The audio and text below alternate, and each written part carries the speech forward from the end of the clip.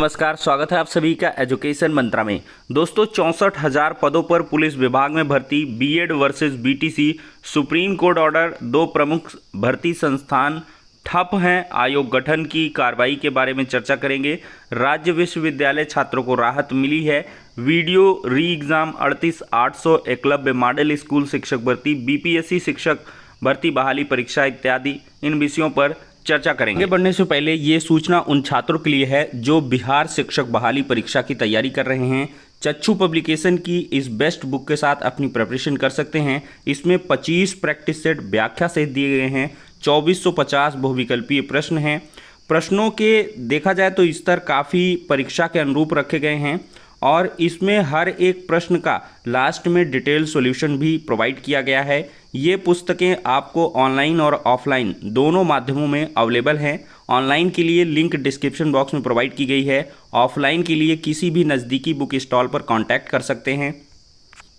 इतना ही नहीं दोस्तों, बीपीएससी शिक्षक बहाली परीक्षा की भाषा के साथ साथ सामान्य अध्ययन की प्रैक्टिस वर्कबुक भी आती है। तो इन दोनों पुस्तकों के साथ अपनी प्रिपरेशन को बूस्ट करें और सफलता। दोस्तों देखा जाए तो बीएड बनाम बीटीसी सुप्रीम कोर्ट ऑर्डर का इंतज़ार पूरे देश के छात्र कर रहे हैं और इंतज़ार का जो सिलसिला है वो काफ़ी लंबा हो चुका है, क्योंकि जस्टिस अनिरुद्ध बोस साहब और साथ ही साथ देखा जाए सुधांशु धूलिया जी ने काफ़ी ज़्यादा इंतज़ार करवा लिया है। और दोस्तों अब देखा जाए तो जो एक पिटीशन दाखिल हुई थी उसके अकॉर्डिंगली आपका जो ऑर्डर है वो जुलाई माह के सेकेंड वीक में आ जाएगा, यानी कि 15 जुलाई के आसपास आपके ऑर्डर आने की संभावनाएं प्रबल बन रही हैं, क्योंकि उस केस को निस्तारित करना है। और जज साहिबान ने साफ तौर पर कहा भी है कि हमने इस केस को डिसाइड कर लिया है, ऑर्डर रिजर्व कर लिया है। तो इस वजह से जजेस इसी वजह से जो डेट है थोड़ी सी लंबी देते हैं, यानी कि ऑर्डर डेट से बाद की डेट दिए हैं और यही उम्मीद है जिसकी वजह से आपका जो ऑर्डर है वो जुलाई के सेकेंड वीक तक जाएगा। और दोस्तों जैसे ही ऑर्डर आएगा तो आपके बहुत सारे जो भर्ती के विज्ञापन हैं अटके हैं या कह लें जो भर्तियां पूरी नहीं हो रही हैं वो सब पूरी हो जाएंगी। और सबसे बड़ा जो कह लें विषय है वो उत्तर प्रदेश में है, क्योंकि उत्तर प्रदेश काफ़ी एहतियात बरत रहा है। यूपी टेट का नोटिफिकेशन भी नहीं आया और साथ ही साथ यूपी टेट के प्रमाण पत्रों का वितरण भी नहीं हुआ, नई प्राथमिक शिक्षक भर्ती भी नहीं आई। इन सभी के पीछे की जो वजह है वो बीएड बनाम बीटीसी केस है, जो कि प्रमुखता से अधिकारियों के द्वारा बताया जाता है। तो दोस्तों इसका आपको थोड़ा सा इंतज़ार करना होगा, कम से कम आपको अभी 1 माह का इंतज़ार और मोटा मोटा करना होगा। अब दोस्तों हम अगले बिंदु पर चर्चा करेंगे। दो प्रमुख संस्थान जो है वो ठप पड़े हुए हैं और आयोग गठन की कार्रवाई के बारे में सरकार स्थिति को स्पष्ट नहीं कर रही। देख सकते हैं दोस्तों, यूपीएचईएससी व चयन बोर्ड में कोरम पूरा नहीं है, प्रतियोगियों ने उठाए सवाल, बिना काम मिल रहा वेतन। तो प्रदेश की दो बड़ी संस्थाएं उत्तर प्रदेश उच्चतर शिक्षा सेवा आयोग और माध्यमिक शिक्षा सेवा चयन बोर्ड के पास महीनों से एक भी काम नहीं है। इन दोनों संस्थानों के 75 से अधिक कर्मचारियों को बिना काम के वेतन दिया जा रहा है। इनमें से कई स्थायी कर्मचारी हैं तो कई आउटसोर्सिंग पर काम कर रहे हैं। प्रदेश के अशासकीय सहायता प्राप्त महाविद्यालयों में विज्ञापन संख्या 51 के तहत असिस्टेंट प्रोफेसर के 1017 पदों पर भर्ती के लिए आवेदन प्रक्रिया अगस्त 22 में पूरी हो चुकी है, लेकिन अभी तक कोरम के अभाव में भर्ती की परीक्षा तिथि घोषित नहीं हो पा रही है। आयोग के अध्यक्ष का पद खाली है, सदस्यों के भी 6 में से 4 पद खाली हैं। और दूसरी तरफ देखा जाए तो वर्तमान में आयोग में तृतीय श्रेणी के 5 स्थायी कर्मचारी हैं और 2 दर्जन आउटसोर्सिंग कर्मचारी काम कर रहे हैं। कोरम के अभाव में भर्ती शुरू नहीं हो पा रही है और अन्य जरूरी काम भी अटके हैं। लोग कोर्ट जा रहे हैं। आयोग के सूत्रों का कहना है कि इस समस्या से शासन को कई बार अवगत भी कराया जा चुका है, लेकिन कोई सुनवाई नहीं हुई। नए शिक्षा सेवा चयन आयोग का गठन भी अटका हुआ है। शासन की ओर से यह भी स्पष्ट नहीं किया जा रहा है कि जिस भर्ती का विज्ञापन जारी हो गया है वह नया आयोग पूरा करेगा या उच्चतर सेवा आयोग इस भर्ती को आगे बढ़ाएगा। फिलहाल आयोग में कामकाज की पूरी तरीके से जो कह लें कि स्थिति है वो ख़त्म हो चुकी है और यहाँ पर सारा काम ठप पड़ा हुआ है। सदस्य से लेकर कर्मचारी तक सभी खाली बैठे हुए हैं। दोस्तों देखा जाए तो नए शिक्षा सेवा चयन आयोग से ही ये काम हो पाएगा और माध्यमिक शिक्षा विभाग में टीजीटी पीजीटी के एग्ज़ाम का भी जो मामला है वो लटका हुआ है और इसी वजह से जो नया आयोग है उस पर फोकस किया जा रहा है और नया आयोग भी आपका जुलाई महीने में बनकर तैयार होगा। ये भी मिड जुलाई तक जा रहा है। विश्वसनीय सूत्रों से जो प्राप्त इन्फॉर्मेशन है कि सरकार तो पहले और इसको थोड़ा सा पेंडिंग डालना चाहती थी, लेकिन कोर्ट की तरफ से बार बार सख्त रुख की कहले मौजूदगी में जो डेट है वो काफ़ी नज़दीक की दी गई और स्ट्रिक्टली कहा गया कि नए आयोग का गठन किया जाए और स्थितियों को स्पष्ट किया जाए। तो इसी वजह से थोड़ा सा जुलाई महीने में आपको रिलैक्स मिल जाएगा। तो ये कुछ ऐसे विषय हैं दोस्तों जिन पर फोकस रहकर छात्र प्रतियोगी परीक्षाओं की तैयारी भी नहीं कर रहे हैं या नहीं कर पा रहे हैं। जो मानसिक व्यथा है वह स्वाभाविक है, क्योंकि देखिए व्यथाएं बहुत ज़्यादा हैं, विज्ञापन भी नहीं आ रहे हैं और भर्ती परीक्षाएं भी नहीं हो रही हैं।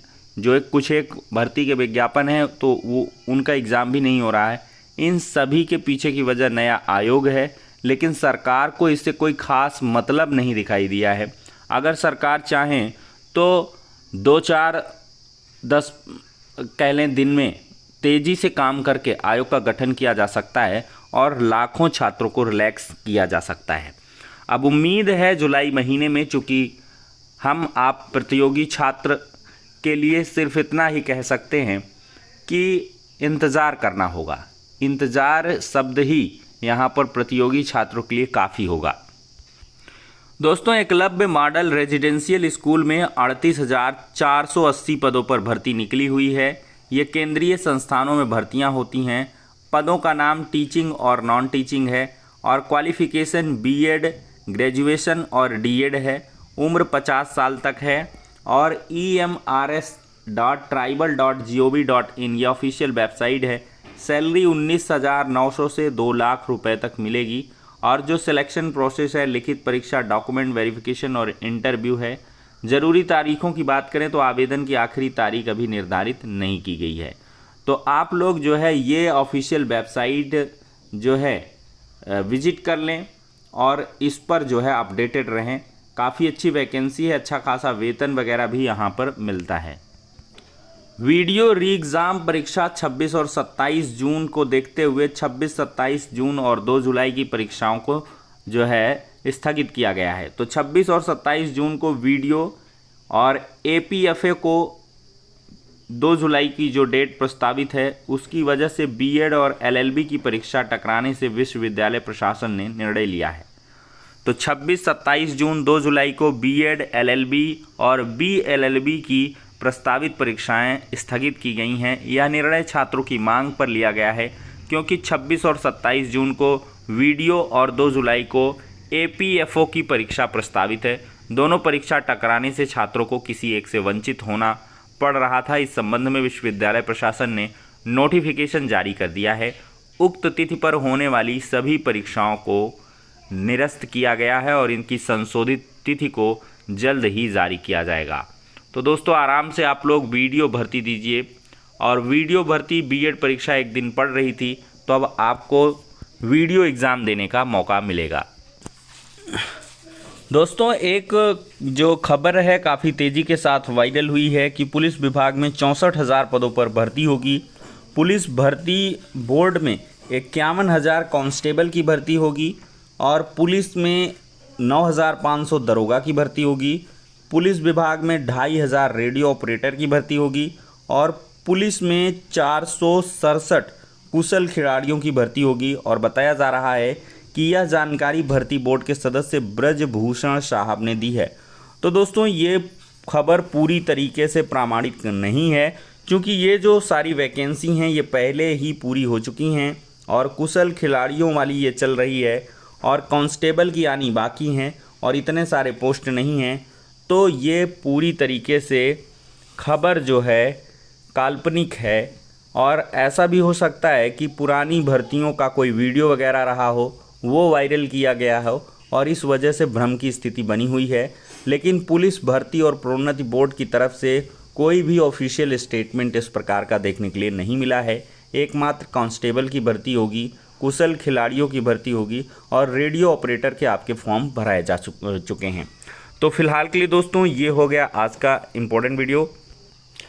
बाकी रही बात दोस्तों बीपीएससी शिक्षक भर्ती बहाली परीक्षा 2023 की, तो आप लोग इसकी लगातार तैयारियां करें, क्योंकि इसका पाठ्यक्रम और अन्य जो भर्तियों का पाठ्यक्रम है अन्य स्टेट की वो लगभग सेम ही है। तो इस वजह से आपको तैयारी करनी होगी। और दोस्तों जैसे ही यहाँ पर कोई आदेश आता है कोर्ट से, पटना हाई कोर्ट के माध्यम से, तो आप सभी को अवगत कराया जाएगा।